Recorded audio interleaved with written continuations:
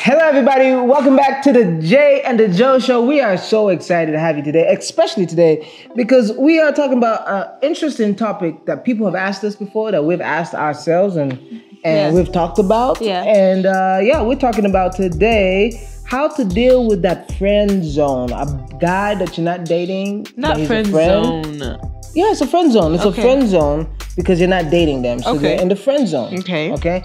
Girls that you're not dating, but in the friend zone, how do you? Or how if do you're you- married, that's we're gonna Yeah, ask yeah. those questions too. Yeah. If you're married, how do you deal with the opposite sex in your partner's life? not even in your partner's life, in your In life, your own life and your at partner's life. work, and yeah, Mhm. yeah. Yeah. Let's do it. Let's do it.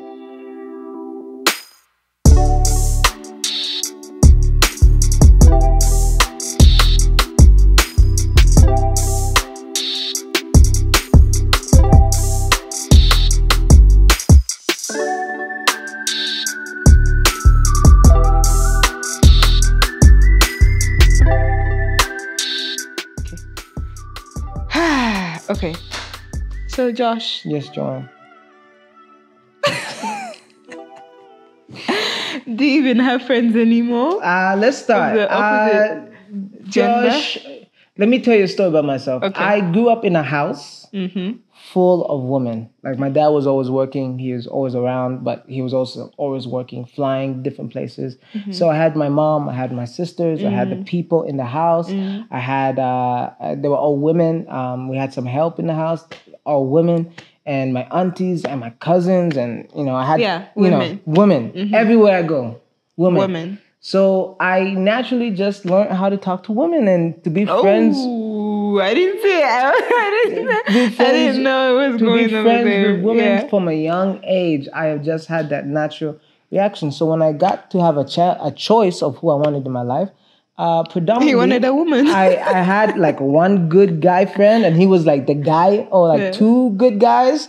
They were my guys, and then I had a ton of friends That were girls. all girls. They were all girls, and there were so many. So being in that and like realizing probably shouldn't have this many girl friends Yeah. because a lot of those friends Was it all platonic or? a lot of those friends were not platonic on my side and on their side sometimes also. But it was not putting clear lines. It was No, just we're like just enjoying each other's company, but like you know what you know. there'll be a time when like you're sitting with a friend and she like gives you a smile like Yeah, and you're like, bro, yeah. bro, And girl. you return like, the girl, favor. what you Yeah, yeah.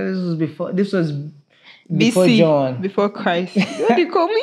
Before Joanne. Okay. Anyways, so what about you? How are you? And Joanne also. What do you say? You report Okay, on since yourself. since you know me so well. Should I tell? Yeah, go ahead. Joanne is a person that has not many girlfriends, but a lot of guy friends. That's not true. Really? Yeah. When I met you, when you were still younger?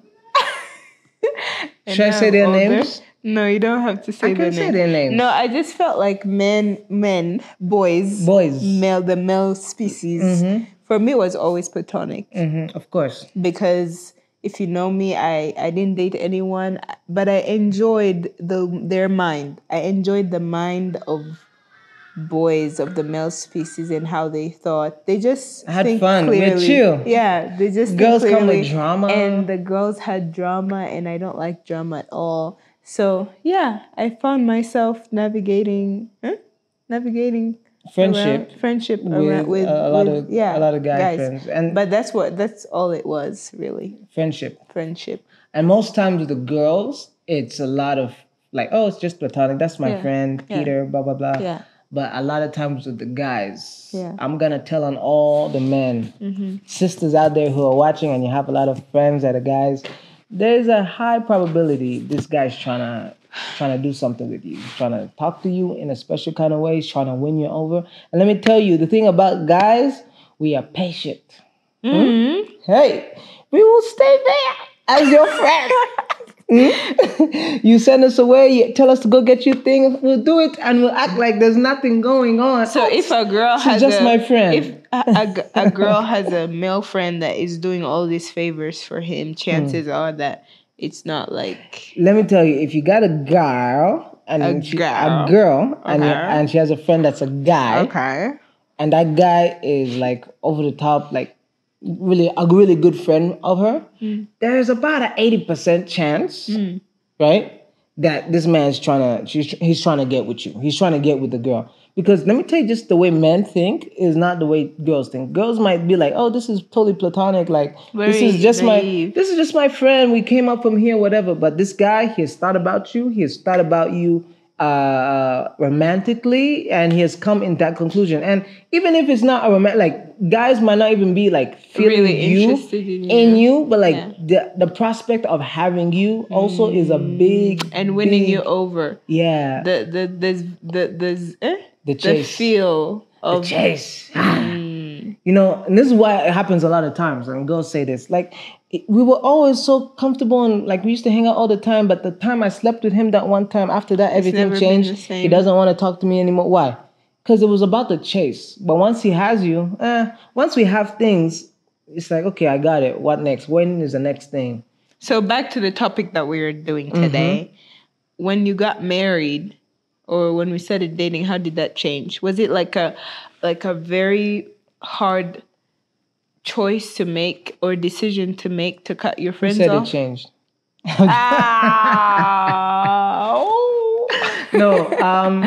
I know it changed. Before I ask that question, Yeah. I want to just ask you: did you ever? Because I've seen this in a lot of girls. Like they know that this friend of theirs wants them, but they act stupid and they don't know.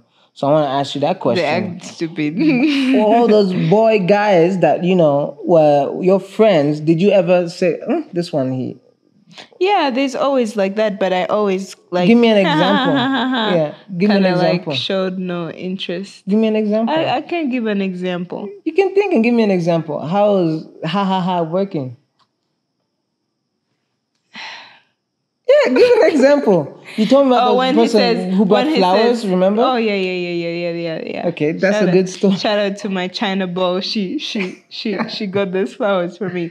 But yeah, I don't want to talk about that. Okay. But they're like, oh, offering you rides. Oh, I can do this. Oh, I can pick you food for you. And they're like, no. And if you know me, I don't like help. Like I don't like when people come into my space and kind of do the most. I really don't like that. And when I saw someone like doing the most, over the top, I'm like, okay, this one, we gotta scoot aside. It kind of bothered me, especially because I wasn't feeling the same way. But I kind of enjoyed the fact that someone is, interested in me, like doing the most. Yeah. But I also hated that they're breaching my, like, the rules that I have around my space. Yes, my confinement. Yeah. And it's important, ladies, to have that little box that you have around you. Even you gentlemen. Yeah. You always need to have that like box around you to make sure things are. Yeah.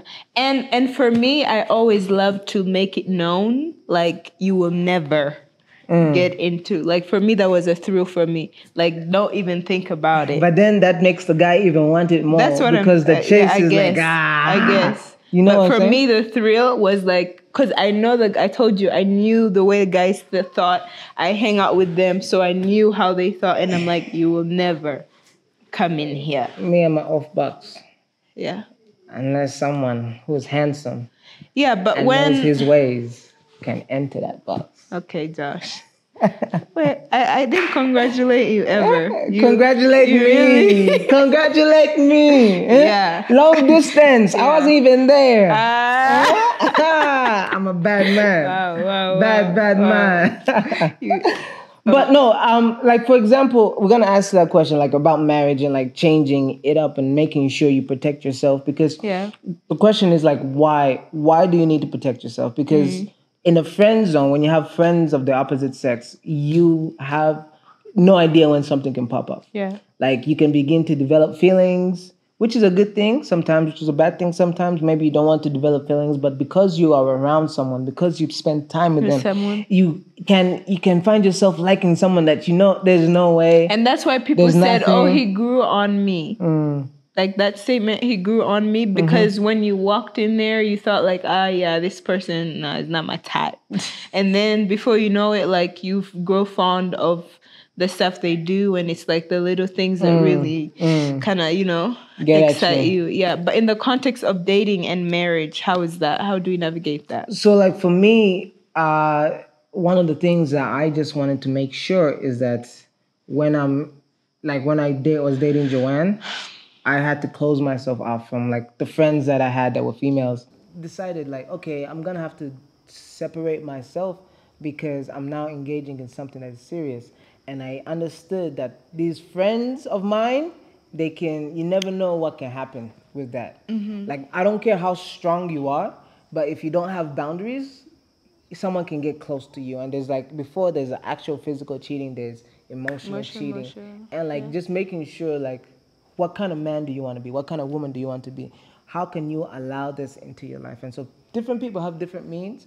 But for me, like my boundary is like, okay, I'm not going to be alone together with a woman.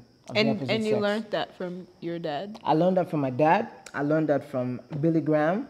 One of the things that he said is like, I'm never going to be alone with a woman that's not my wife. Just like that, I adopted that. Because you never know. Like, you never know. And it might just be like, oh, get me some water. Like, this is how serious I am with it. Someone's coming to get me, bring some water to me. And then they bend over. They have to.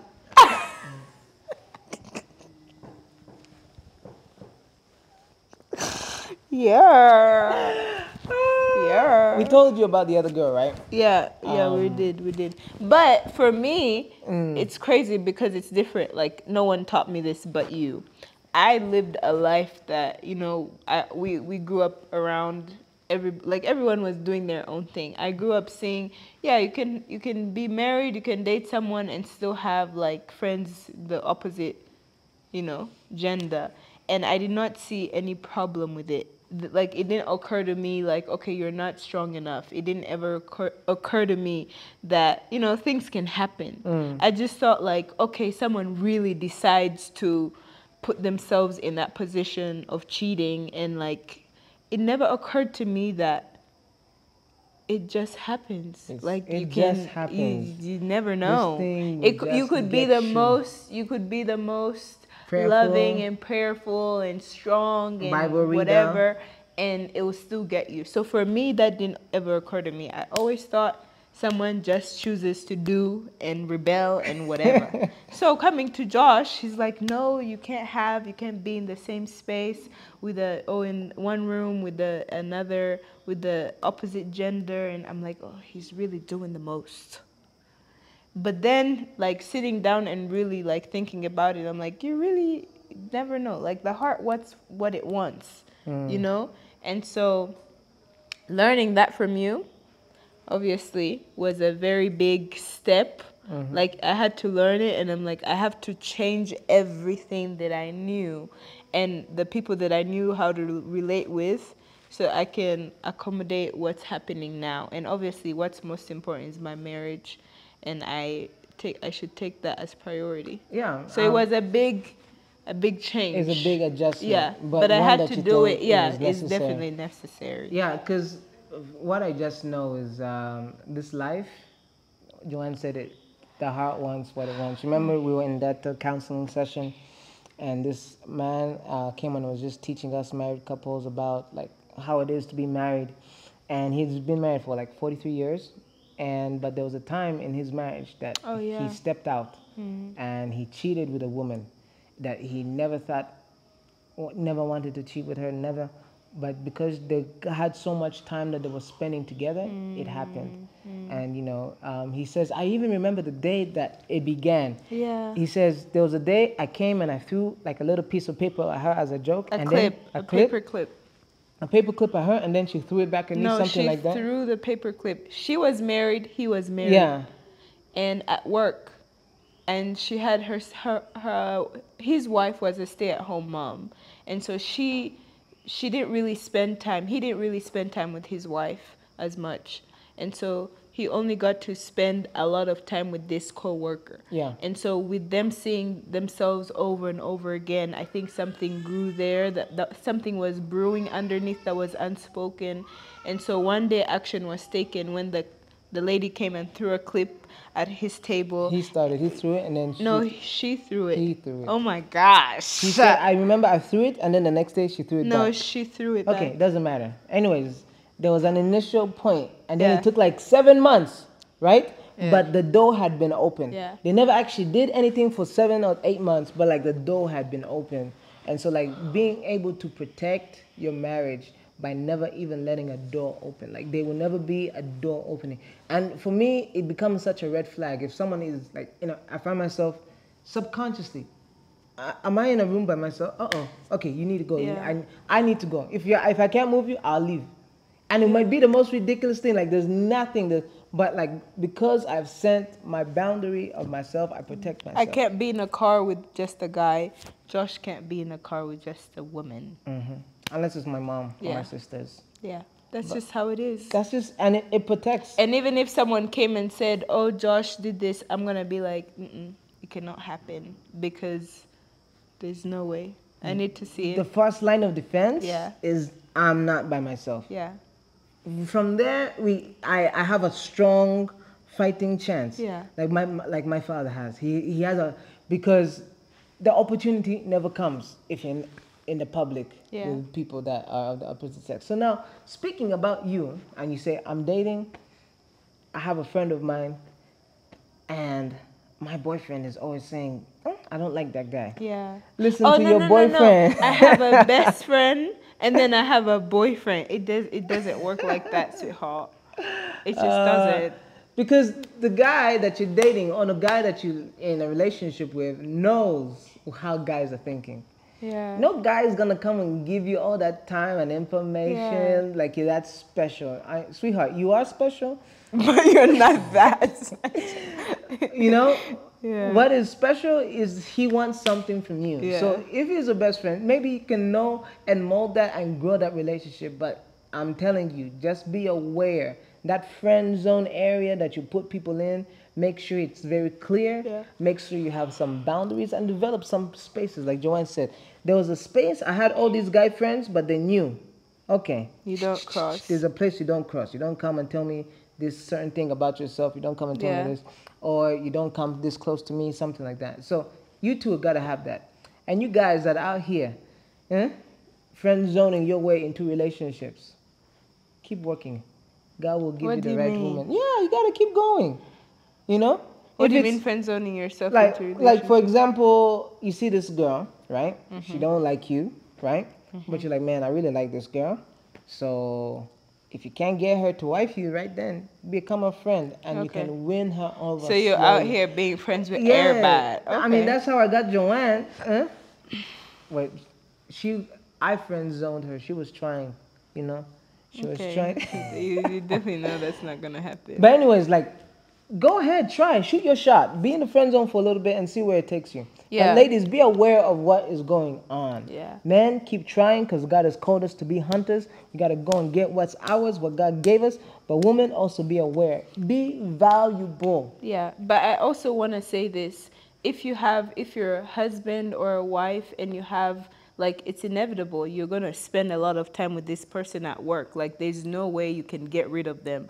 First of all, you're not, like, self-employed. So by virtue of your job, this is something that is required to work with this person.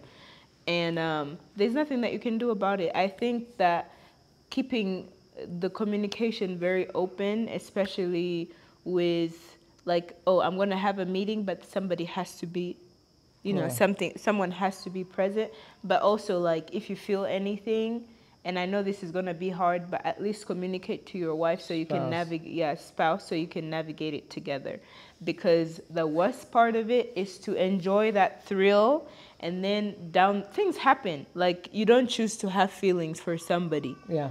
but you have the choice to act upon those feelings. Remember that lady that told us that story about how she had a husband, Oh, but yeah, she fell yeah. in love with With someone else. else, yeah. And yeah. it turned out to be an agent or Yeah, something like yeah, that. Some guy been planted there. Yeah. So it happens, and people have no idea. You have no idea. You can literally fall in love with someone that you're not supposed to, Yeah. just because you're Yeah. close to them. Yeah. And it's your spouse's not responsibility, but it pertains to them as well, to make sure that you get out of that Yeah. nest, like that trap, if that makes sense, if they can help you navigate through it. And I know it happens. That would be hard. It will be hard, but to be understanding. Josh, if I came and said, oh, listen, I like someone, and then you throw, listen, and then ratatata, like you throw gunshots at me, it's going to make me retreat.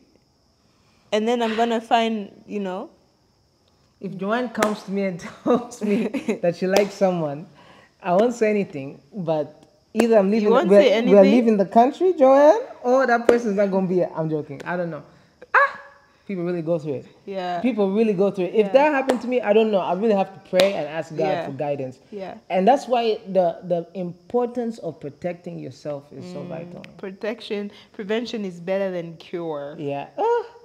Joanne, if I came and said, babe, I've fallen in love with someone.